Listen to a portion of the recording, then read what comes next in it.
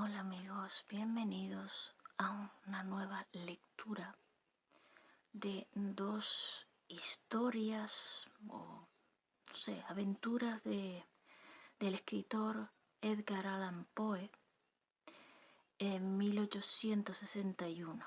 En este caso, aventuras de Arturo Gordon Pym.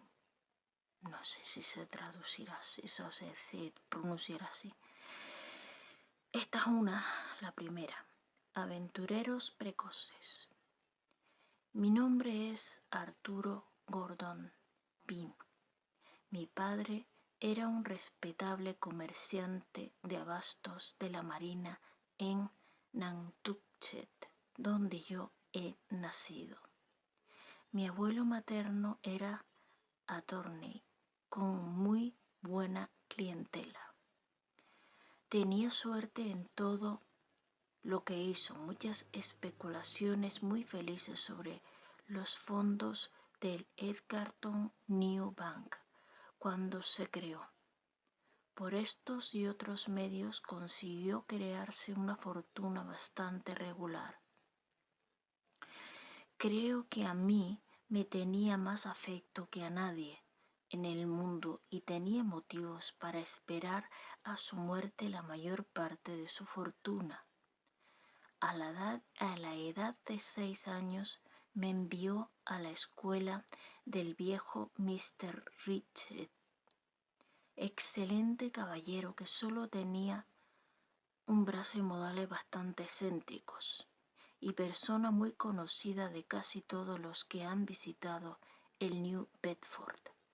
Estuve en su escuela hasta la edad de 10 años, y 6 años de 10 y 6 años, y la dejé entonces por la academia de Mr. Ronald, situada en la montaña. Allí intimé relaciones con el hijo de Mr. Barnard, capitán de navío que viajaba ordinariamente por la casa de Judy y Edinburgh. Mr. Bernard es muy conocido también en New Bedford y estoy seguro de que tiene muchos parientes en Edgarton. Su hijo se llamaba Augusto y tenía 2 años más que yo aproximadamente. Había hecho un viaje en el ballenero John Donaldson y me hablaba sin cesar de sus aventuras en el Océano Pacífico del Sur. Iba frecuentemente con él a casa de su familia, donde pasaba el día y algunas veces toda la noche. Dormíamos en la misma cama, y él estaba seguro de tenerme despierto casi hasta la aurora, refiriéndome una multitud de historias sobre los habitantes de la isla de Tinian y de otros sitios que había visitado en sus viajes. Al fin vino a interesarme muy particularmente todo lo que me decía, y poco a poco concebí el más violento deseo de ir a la mar. Yo poseía una canoa con velas que se llamaba el Ariel y que valía unos $75. Tenía puente con apareto y aparejos de slop. He olvidado su porte, pero podía llevar 10 personas sin gran dificultad. Con esta embarcación teníamos costumbre de hacer las excursiones más endiabladas, y ahora cada vez que lo pienso, tengo gran milagro el contarme en el número de los vivos. Referiré una de estas aventuras por vía de introducción a una historia más larga y más importante. Una noche había gente en casa de Mr. Bernard, y al fin de la velada Augusto y yo estábamos bastante borrachos. Como yo tenía de costumbre en casos semejantes, en vez de volverme a mi casa, preferí pasar la noche con él. Augusto se durmió muy tranquilamente, o al menos tal creí, sin decir una palabra de su asunto favorito. Era la 1 poco más o menos cuando se retiró la concurrencia. Podría haber transcurrido media hora desde que nos habíamos acostado y yo iba a quedarme dormido, cuando Augusto se despertó de repente y soltando una gran blasfemia juró que no sujetaría a dormir por todos los Arturos Pin de la cristiandad cuando soplaba tan hermosa brisa del suroeste. Mi asombro fue grande, no sabiendo qué quería decir y pensando que los pinos y licores le habían puesto absolutamente fuera de sí. Se puso, sin embargo, a hablar muy tranquilamente, diciendo que bien sabía que le creía borracho, pero que en su vida había estado más sereno. Estaba fatigado de verse en la cama como un perro, haciendo tan buena noche, y estaba resuelto a levantarse, a vestirse y a dar un paseo en canoa. No sabré decir lo que pasó por mí, pero apenas había salido de su boca estas palabras cuando sentí el escalofrío de la excitación, un gran deseo de placer, y hallé que su idea descabellada era la cosa más deliciosa y más razonable del mundo. La brisa que soplaba era casi una tempestad y el tiempo era muy frío, porque era ya muy entrado octubre. Salté, sin embargo, de la cama en una especie de estado de demencia y le dije que era tan valiente como él, que como él estaba cansado de estar en la cama como un perro y tan dispuesto a hacer todo género de expediciones de recreo como todos los Augustos Bernard de Nantucket. Nos vestimos apresuradamente y corrimos hacia la canoa que estaba amarrada al muelle viejo y arruinado. Junto a la cantera de construcción de Pankey y compañía, batiendo horrorosamente las vigas rústicas, Augusto entró y se puso a vaciar la barca, porque estaba medio llena de agua. Hecho esto, izamos el foque y la vela mayor, tomamos de lleno el viento y nos lanzamos con audacia mar adentro. El viento, como ya he dicho, soplaba fresco del suroeste. La noche era clara y fría. Augusto había tomado la barra y yo me había colocado junto al mástil sobre el puente del camarote. Vagábamos en línea recta con gran celeridad y no habíamos pronunciado una palabra desde que desamarrábamos la barca del muelle. Entonces pregunté a mi camarada qué derrotero pensaba seguir y cuándo creía que volveríamos a tierra. Augusto silbó por espacio de algunos minutos y dijo al fin con tono regañón: «Yo voy a la mar. En cuanto a vos, podéis iros a casa si os parece». Lo miré entonces y observé al instante que, a pesar de su fingida indiferencia, estaba entregado a una fuerte agitación. Yo podía verle con claridad a la luz de la luna. Su rostro estaba más pálido que el mármol y su mano temblaba de tal modo que apenas podía sostener el timón. Vi que ocurría algo grave y experimenté una inquietud formal. En aquella época yo no era muy fuerte a la maniobra y me hallaba completamente a merced de la ciencia náutica de mi amigo. El viento acababa de refrescar de repente y nos empujaba vigorosamente lejos de la costa. Sin embargo, yo me avergonzaba de manifestar el menor temor. Por espacio de una hora aproximadamente guardé resueltamente el silencio. Sin embargo, no pude soportar por más tiempo esta situación y hablé a Augusto de la necesidad de volver a tierra. Como la vez anterior, se estuvo cerca de un minuto sin responderme y sin hacer caso de mi consejo. Ahora mismo, dijo al fin, tenemos tiempo. A casa, ahora mismo. Ya me esperaba una contestación de este género, pero había en el acento con que fueron pronunciadas estas palabras algo que me produjo una sensación de temor inexplicable. Lo miré otra vez con atención. Sus labios estaban completamente lívidos y sus rodillas temblaban de tal modo como la una contra otra que apenas podía tenerse en pie. Por amor de Dios, Augusto, exclamé, completamente espantado. ¿Qué tenéis? ¿Qué hay? ¿Qué decidís?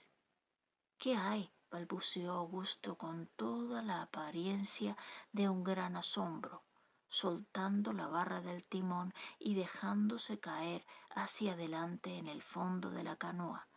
¿Qué hay? ¿Qué ha de haber? Nada, nada absolutamente. ¿Acaso ya vamos? ¿Qué diablos? ¿No lo veis? Entonces vi toda la verdad. Corrí a levantarle. Estaba borracho, bestialmente borracho. No podía ni tenerse en pie, ni hablar ni ver. Sus ojos estaban vidriosos. En el colmo de mi desesperación le solté y rodó como un leño por el agua del fondo de la canoa, de donde lo había sacado. Era evidente que durante la noche había bebido mucho más de lo que yo sospechaba y que su conducta en la cama había sido el resultado de una de esas borracheras profundamente concentradas, que como la locura dan a veces a la víctima la facultad de imitar el estado de las personas que gozan de la integridad de sus facultades intelectuales. La atmósfera fría de la noche había producido muy pronto un efecto acostumbrado. La energía espiritual había cedido a su influencia y la percepción confusa que sin duda alguna había tenido entonces de nuestra peligrosa situación no había servido más que para apresurar la catástrofe. Estaba ya completamente inerte y no había ninguna probabilidad de que saliese de aquel estado en algunas horas.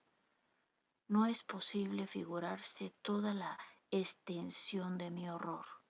Los humos del vino se habían evaporado y me dejaban doblemente tímido e irresoluto.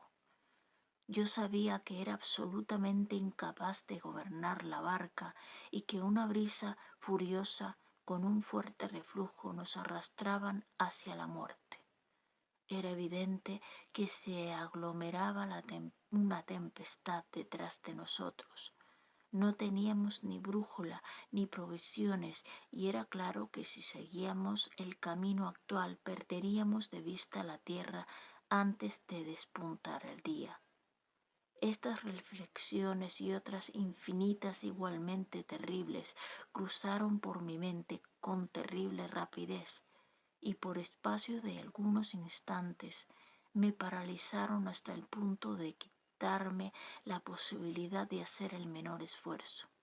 La canoa volaba en dirección del viento, cabeceaba y bogaba con terrible celeridad, sin llevar un rizo en el foque ni en la vela mayor, y surgiendo completamente la proa en la espuma.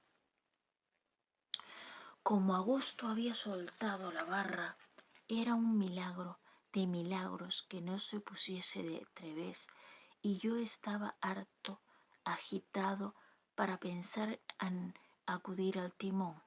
Pero afortunadamente la embarcación se mantuvo al viento y poco a poco recobró en parte mi presencia de ánimo. El viento aumentaba de una manera furiosa y cuando después de sumergirse la proa nos levantamos, la ola caía pesadamente sobre la popa y nos inundaba. Y además yo tenía los miembros tan completamente helados que casi había perdido la conciencia de mis sensaciones.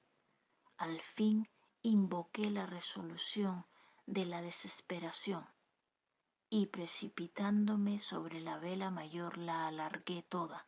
Como debía yo esperar, la vela se tendió sobre la proa y sumergida por el agua se llevó en seco el mástil. Este último accidente me salvó de una inminente destrucción. Con el foque solo podía ya huir delante del viento, embarcando de vez en cuando grandes volúmenes de agua por la popa, pero con menos terror de una muerte inmediata. Me apoderé de la barra y respiré con un poco más de libertad al ver que nos quedaba un resto de esperanza de salvación. Augusto yacía aún insensible en el fondo de la canoa, y como se hallaba en peligro inminente de quedar ahogado, porque había cerca un pie de agua en el sitio donde estaba, me ingenié para levantarlo un poco y mantenerle en la posición de un hombre sentado, y lo sujeté la cintura con una cuerda que até a una anilla del puente del camarote. Habiendo arreglado así las cosas lo mejor que pude, helado y agitado como estaba, encomendé mi alma a Dios e hice propósito de pasar por lo que me sucediese con todo el valor de que era capaz. Apenas había adoptado esta firme resolución cuando de repente un grito prolongado, un aullido inmenso como si saliera de las fauces de mis demonios, pareció cruzar el espacio y pasar por encima de nuestra barca. Mientras vivía Janeas, olvidaré la intensa agonía de terror que experimenté en aquel momento. Mis cabellos se pusieron de punta y sentí congelarme la sangre en las venas. Mi corazón cesó de latir enteramente y sin levantar siquiera los ojos una sola vez para ver la causa de mi terror. Caí de cabeza como un peso inerte sobre el cuerpo de mi camarada. Cuando recobré el sentido me hallé en el camarote de un gran buque ballenero, el Pingonín, con rumbo a Nantucket. Algunos individuos me examinaban inclinados sobre mí y Augusto, más pálido que la muerte, me friccionaba las manos con actividad. Cuando vio que yo abría los ojos, sus exclamaciones de gratitud y de alegría excitaron alternativamente la risa y las lágrimas de los hombres de rudo semblante que nos rodeaban. Pronto me fue explicado el misterio de nuestra conservación. El ballenero nos había echado a pique, navegando hacia Nantucket, con todas las velas que podía aventurar en aquella borrasca, y corriéndose a nosotros en ángulo casi recto, algunos hombres iban de vigía en la proa, pero no vieron nuestra barca hasta que fue ya imposible evitar el encuentro. Sus gritos de alarma fueron los que tanto me aterraron.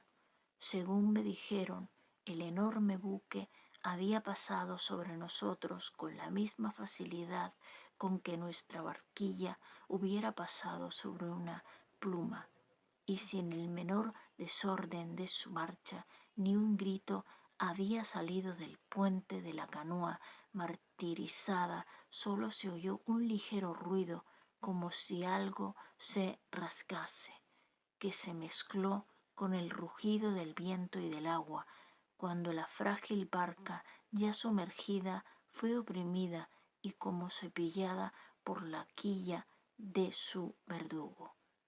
Pero no hubo más.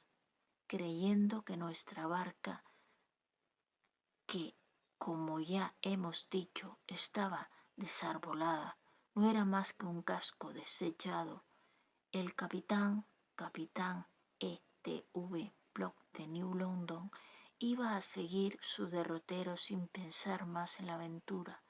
Por fortuna, los hombres que estaban de vigía juraron que habían visto positivamente un hombre en la barra y dijeron que aún era posible salvarle. Esto produjo una discusión, pero Block montó en cólera y dijo al cabo de un instante que su oficio no era cuidar eternamente de las cáscaras de nuez, que el buque no viraría de bordo por semejante bicoca y que si se había sumergido un hombre, suya sería la culpa, que se la echase a sí mismo y que podía ahogarse con todos los diablos. El segundo del buque, llamado Henderson, defendió la cuestión, justamente indignado, como toda la tripulación al oír unas palabras que denotaban tanta crueldad y tan completa ausencia de corazón. Habló con mucha claridad, viendo que le apoyaban los marineros. Dijo al capitán que le tenía por un hombre digno de la horca y que estaba decidido a desobedecerle, aunque le ahorcasen por ello al llegar a tierra. Corrió a la popa empujando a Block y se puso muy pálido y no respondió una palabra, y apoderándose de la barra gritó con voz firme, la barra a sotavento. Los hombres corrieron a sus puestos y el buque viró en redondo. Todo esto había ocurrido en 5 minutos, poco más o menos, y parecía apenas posible salvar al individuo que creían haber visto a bordo de la canoa. Sin embargo, ¿cómo saber el lector? Augusto y yo habíamos sido pescados y nuestra salvación parecía ser el resultado de una de esas maravillosas contingencias que las personas buenas y piadosas atribuyen a la intervención especial de la providencia. Mientras el buque permanecía a la capa, el segundo hizo botar la canoa y entró en ella con los 2 hombres que decían habernos visto en el timón. Acababa justamente de bajar a la canoa. La luna era muy clara, pero el buque sufrió una fuerte y prolongada sacudida, y en el mismo instante Henderson, levantándose sobre un banco, gritó a sus marineros que nadasen a la cola. No decía otra cosa y gritaba sin cesar con impaciencia: «Nadad a la cola, nadad a la cola». Los marineros nadaban tan rápidamente como les era posible, pero entre tanto el buque había dado la vuelta y empezaba a navegar, a pesar de que todos los brazos que había a bordo se ocupaban de amainar velas. A pesar del peligro de la tentativa del segundo, se encaramó a los obenques, así que los tuvo a su alcance. Otra gran sacudida sacó entonces el costado de estribor fuera del agua casi hasta la quilla, y al fin se hizo visible la causa de su ansiedad. Apareció el cuerpo de un hombre sujeto del modo más singular en el fondo pulido y brillante. El pingonín estaba borrado y claveteado en cobre, y daba violentamente contra el buque a cada movimiento del casco. Después de algunos esfuerzos ineficaces, renovados a cada sacudida del buque, a riesgo de aplastar la canoa, fui sacado al fin de mi peligrosa situación e izado a bordo, porque aquel cuerpo era el mío. Parece que usa de las cabillas del casco que había salido abriéndose paso por el cobre. Me había detenido al pasar por debajo del buque, sujetándome al fondo del modo más singular. La cabeza de la cabilla había agujereado el cuello de mi chaquetón de tela grosera y la parte posterior de mi cuello, y se había clavado entre 2 tendones hasta la oreja derecha. Y inmediatamente me acostaron, aunque no daban señales de vida. No había médico a bordo, y el capitán me prodigó una especie de atenciones sin duda para enmendar a los ojos de la tripulación la conducta atroz que había seguido la primera parte de la aventura. Entretanto, Henderson se había alejado otra vez del buque, a pesar de que el viento iba tomando la impetuosidad del huracán. Al cabo de algunos minutos dio con algunos restos de nuestra embarcación y poco después uno de los hombres le afirmó que parecía de vez en cuando un grito entre los mugidos de la tempestad. Esto animó a los marineros a perseverar en sus pesquisas por espacio de más de media hora, a pesar de las repetidas señales del capitán Block que les mandó volver al buque, y de que cada un minuto que pasaba en aquella frágil barca era para ellos un peligro mortal e inminente. Es en efecto difícil concebir cómo una pequeña canoa pudo librarse de la destrucción ni el espacio de un minuto. Estaba además construida para el servicio de la pesca de la ballena y tenía, como después tuve ocasión de observar, cavidades para respirar a imitación de algunas canoas de salvamento de las costas del país de Gales. Después de buscar en vano durante el espacio de tiempo que he dicho, resolvieron volver a bordo. Apenas habían tomado este partido cuando un grito débil partió de un objeto negro que pasaba rápidamente junto a ellos. Pusiéronse en persecución del objeto y lo alcanzaron. Era el puente y el camarote del Ariel. Augusto se agitaba allí como si estuviera en la suprema agonía. Al apoderarse de él se vio que estaba atado con una soga al mederail flotante. Esta cuerda era la que yo le había pasado por la cintura, atando los estrenaos a una anilla para mantenerle en una posición cómoda, y con esto le había proporcionado por lo visto el medio de salvarle la vida. El Ariel estaba ligeramente construido y el casco al hundirse se había roto. Naturalmente el puente del camarote fue levantado por la fuerza del agua, se desprendió completamente del resto y se puso a flotar por la superficie, sin duda con otros fragmentos. Augusto flotaba encima y había librado de este modo de una muerte terrible. Hasta más de una hora después de hallarse a bordo del Pingolín, no pudo dar señales de vida y comprender la naturaleza del accidente que había sufrido nuestra embarcación.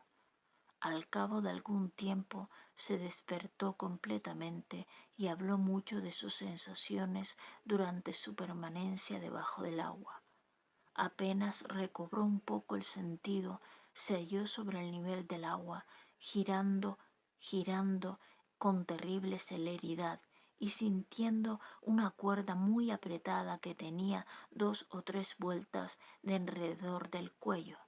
Un momento después sintió que subí rápidamente y dando con la cabeza un golpe violento contra una materia dura, volvió a quedarse insensible.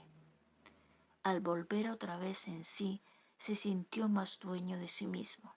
Sin embargo, su razón estaba todavía singularmente confusa y oscurecida.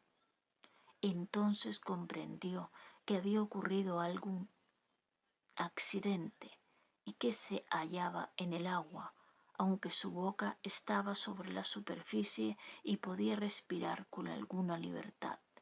Quizás en aquel momento el camarote vagaba rápidamente con el viento y le arrastraba así flotando sobre el resto de la canoa y tendido boca arriba. Mientras hubiera podido conservar esta posición, hubiera sido casi imposible que se ahogase. Un golpe de mar le arrojó entonces enteramente al centro del puente y esforzóse para conservar esta nueva posición, gritando de vez en cuando: «¡Socorro! precisamente en el punto en que fue descubierto por Mr. Henderson. Se había visto obligado a soltar la presa y a causa de su debilidad y volviendo a caer en el mar, se creyó perdido. Durante todo el tiempo que duró esta lucha, no tuvo el menor recuerdo del Ariel, ni de nada que tuviese relación con el origen de la catástrofe, y habíase apoderado de sus facultades un vago sentimiento de terror y de desesperación. Finalmente, cuando le sacaron del agua, le abandonó completamente la razón, y como ya he dicho, hasta una hora después de hallarse a bordo del Pingonín, no tuvo perfecta conciencia de su situación. Por lo que hace a mí, salí de un estado muy cercano a la muerte después de 3 horas y media, durante las cuales se emplearon todos los medios a favor de vigorosas fricciones con franelas empapadas en aceite caliente, procedimiento sugerido por Augusto. La herida del cuello, aunque de apariencia bastante horrible, no tenía mucha gravedad y pronto quedó curada. El Pingonín entró en el puerto a las 9 de la mañana, después de luchar con una de las brisas más fuertes que han soplado nunca en la mar de Nantucket. Augusto y yo nos arreglamos para entrar en casa de Mr. Barnard a la hora del almuerzo, que felizmente se había retardado un poco a causa de la reunión de la noche anterior. Supongo que todas las personas que estaban a la mesa se hallaban demasiado cansadas para observar nuestra escuálida fisionomía, porque no hubiera sido necesaria una gran atención para ver el trastorno. Por otra parte, son capaces de hacer milagros en materia de engaños, y no creo que se le ocurriera a uno solo de nuestros amigos de Nantucket que la terrible historia que contaron en la ciudad algunos marinos diciendo que habían echado a pique un buque en la mar y ahogado a 30 o 40 pobres diablos pudiera referirse al Ariel, a mi camarada y a mí. Él y yo hemos hablado después más de una vez de la aventura, pero nunca sin estremecernos. Era una de nuestras conversaciones. Augusto me confesó francamente que en su vida había experimentado tan atroz sensación de espanto como cuando a bordo de nuestra barquilla había comprendido de repente toda la intensidad de su embriaguez y se había sentido dominado por ella. Bueno, amigos, terminamos este relato y Aventuras de Arturo Gordon Pym, Aventuras precoces, de Edgar Allan Poe, en la página Wikisource. Gracias por estar ahí. Besitos, cuídense. Hola amigos, bienvenidos a un nuevo relato de Edgar Allan Poe, Aventuras de Arturo Gordon Pym, 1861, El escondrijo. En toda historia de mero perjuicio o de peligro, no podemos ni aun de los más sencillos precedentes sacar conclusiones ciertas en pro o en contra. Se creerá, tal vez, que una catástrofe como la que acabo de referir debió enfriar en gran manera mi pasión naciente por el mar, pues al contrario, nunca he experimentado tan ardiente deseo de conocer las extrañas aventuras que accidentan la vida de un navegante como una semana después de nuestra milagrosa salvación. Este corto espacio de tiempo bastó para borrar de mi memoria las tintas timbrosas e iluminar todos los toques de color deliciosamente incitativos, todo al lado pintoresco de nuestro peligroso accidente. Mis conversaciones con Augusto iban siendo cada vez más frecuentes y crecían en interés. Tenía un modo de referir sus historias de mar, la mitad de las cuales, por lo menos, sospecho ahora que eran para imaginación muy capaz de obrar sobre su temperamento entusiasta, como el vino, y sobre una imaginación algo sombría, pero siempre ardiente. Y lo extraño era también que al pintarme todo, sobre todo los más terribles momentos de angustia y desesperación de la vida del marino, conseguía cautivar más poderosamente todas mis facultades de pensar y de sentir en favor de tan novelesca profesión, en cuanto al lado brillante de la pintura solo despertada en mí una simpatía muy limitada. Todas mis visiones eran de naufragio y de hambre, de muerte o cautiverio en las tribus bárbaras de una existencia de dolores y de lágrimas basada en algunas rocas parduzcas y desnudas en un océano inaccesible y desconocido. En tus sueños y en estos deseos, porque llegaban a ser deseos, son muy comunes, como después se me ha dicho, entre las numerosas familias de los hombres melancólicos.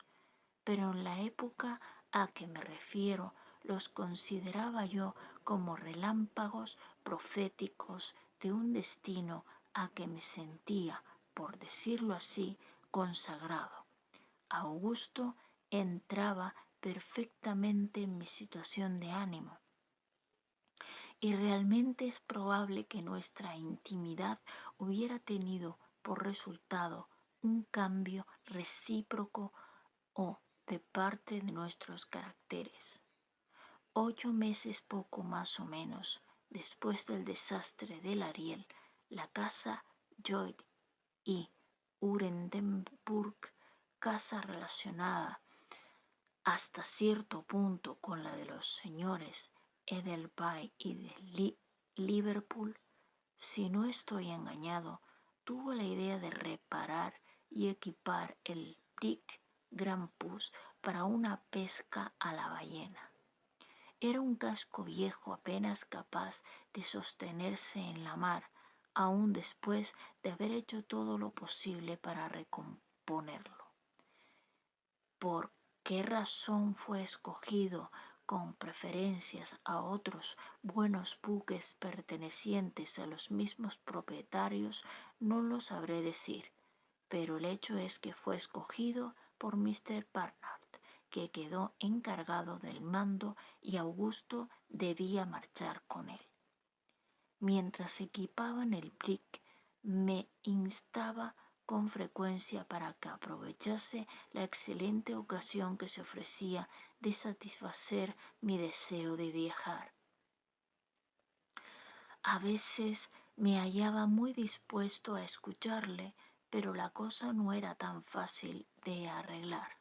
Mi padre no se oponía directamente, pero mi madre sufría ataques de nervios, así que se trataba del proyecto, y lo peor de todo fue que mi abuelo, de quien yo esperaba mucho, juró que no me dejaría un cuarto si volvía a hablarle del asunto.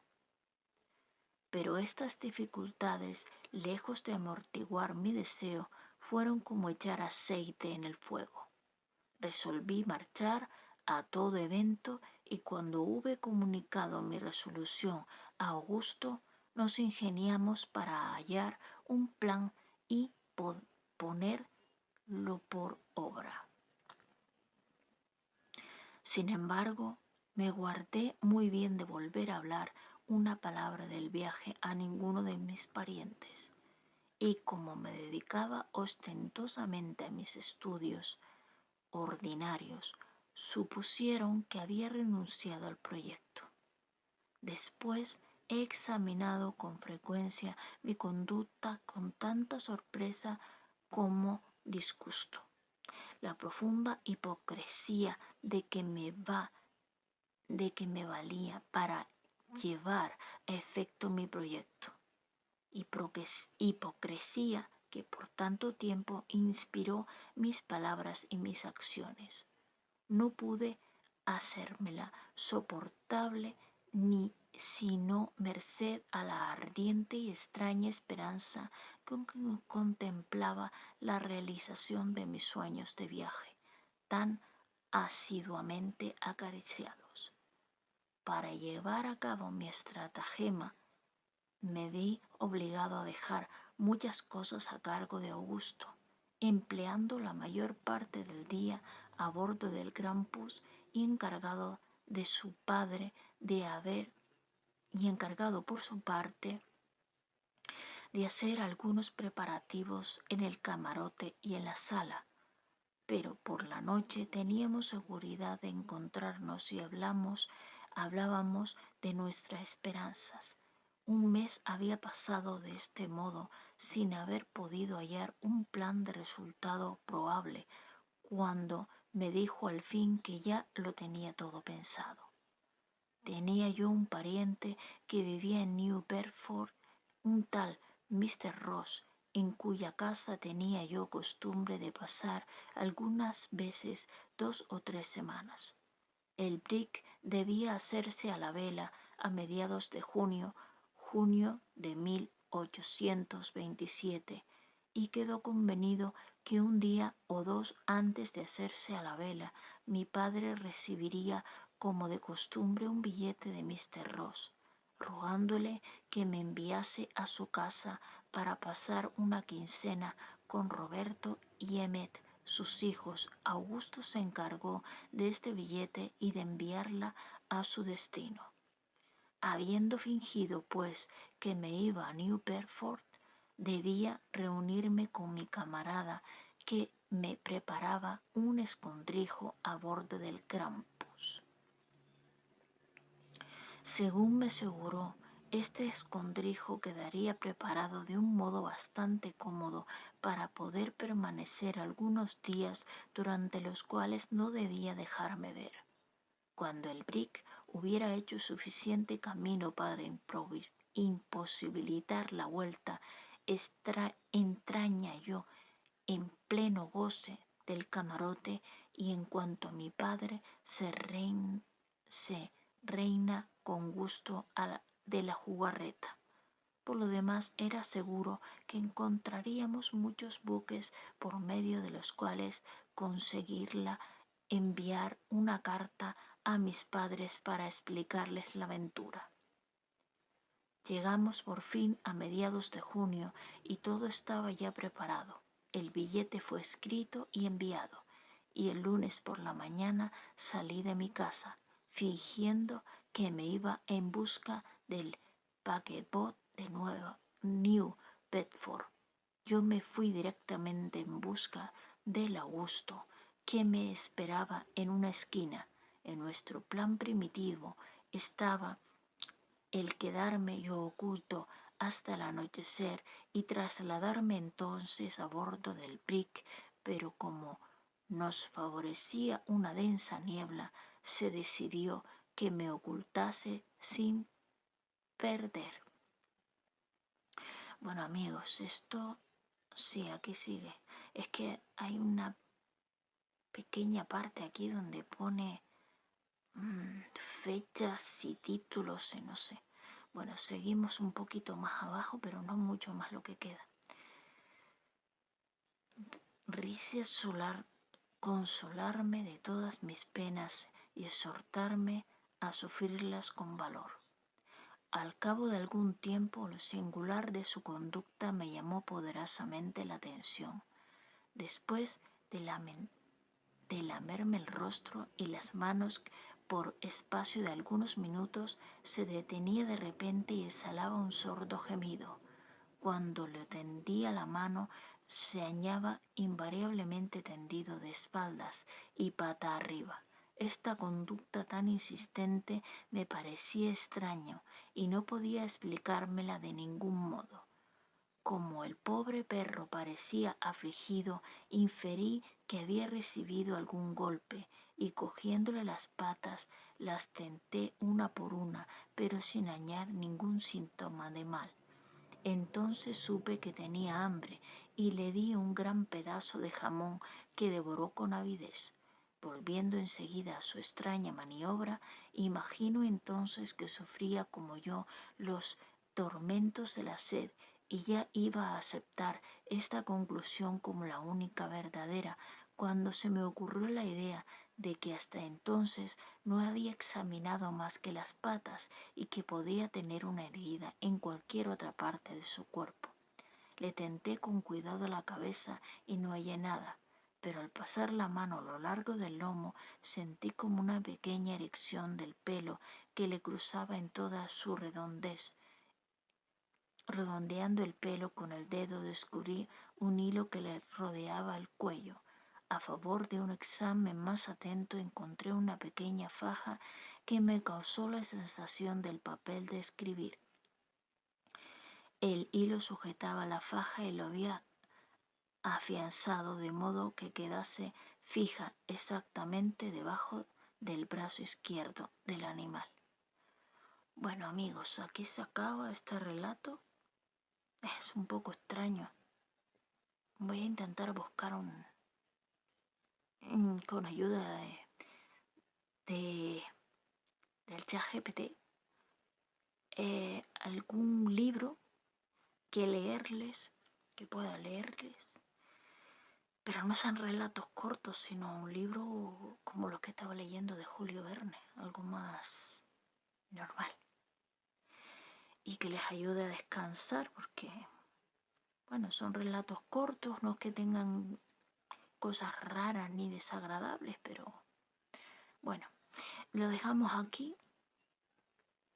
Este relato lo juntaré con el otro que estuve leyendo anteriormente y espero que les ayude a descansar. Muchas gracias por estar ahí. Besitos, cuídense mucho.